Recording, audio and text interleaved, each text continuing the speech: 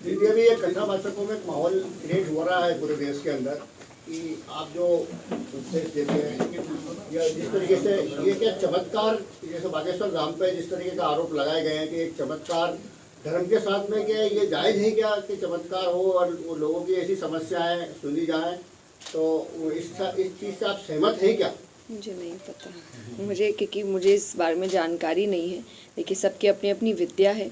आप मुझसे मेरी कथा के बारे में पूछेंगे तो मैं आपको स्पष्ट रूप में बता पाऊंगी, क्योंकि मैं उसके बारे में पढ़ रही हूँ। पर कोई और अगर कुछ कर रहे हैं तो वो उनकी पढ़ाई क्या है, वो कैसे कर रहे हैं, मुझे पता नहीं है। तो उस पर अगर मैं टिप्पणी करती हूँ तो मैं गलत हूँ। आप गृहस्थ आश्रम में कब प्रवेश करेंगे? तो मैं तो करूँगी। आध्यात्म का मतलब ये नहीं है कि मैं शादी नहीं करूँगी, बिल्कुल करूँगी।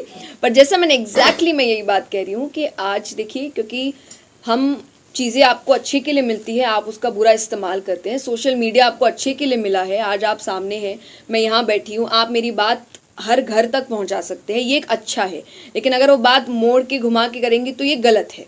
तो वैसे ही आप समझिए कि जब मैंने सोशल मीडिया बनाया था तो इसका अर्थ यही है कि मेरी बात मेरे चैनल्स के थ्रू आप तक पहुँचेगी।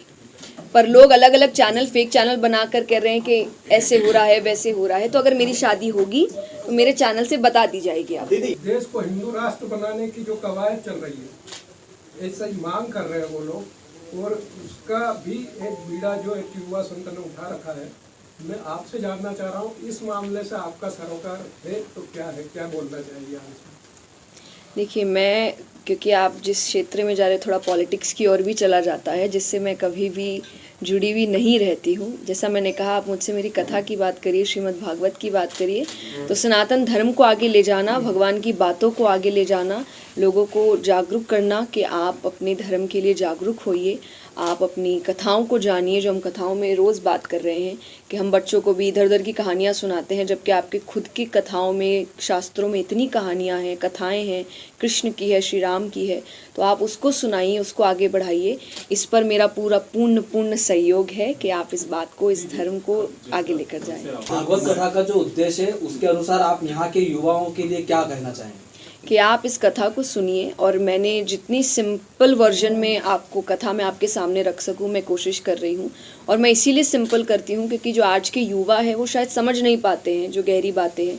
तो मैं आपको आपके शब्दों में, आपकी भाषा में समझाने की कोशिश कर रही हूँ। खुद एक युवा होकर मैं हमेशा कहती हूँ, मैं संत नहीं हूँ, मैं साधु नहीं हूँ, मैं एक साधारण लड़की हूँ, जैसे आपके घर के बच्चे होते हैं, और सबकी अपनी अपनी रुचि होती है किसी क्षेत्र में। मेरी रुचि आध्यात्म में है, जिसको लेकर मैं आगे बढ़ रही हूँ, उसके पीछे काम कर रही हूँ।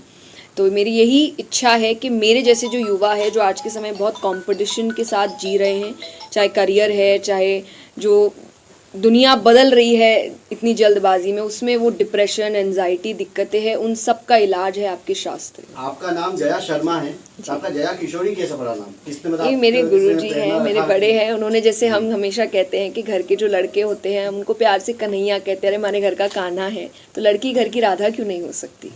इसीलिए उन्होंने, मैं छोटी सी उनके पास आई थी, उन्होंने मुझे किशोरी कहना शुरू किया था।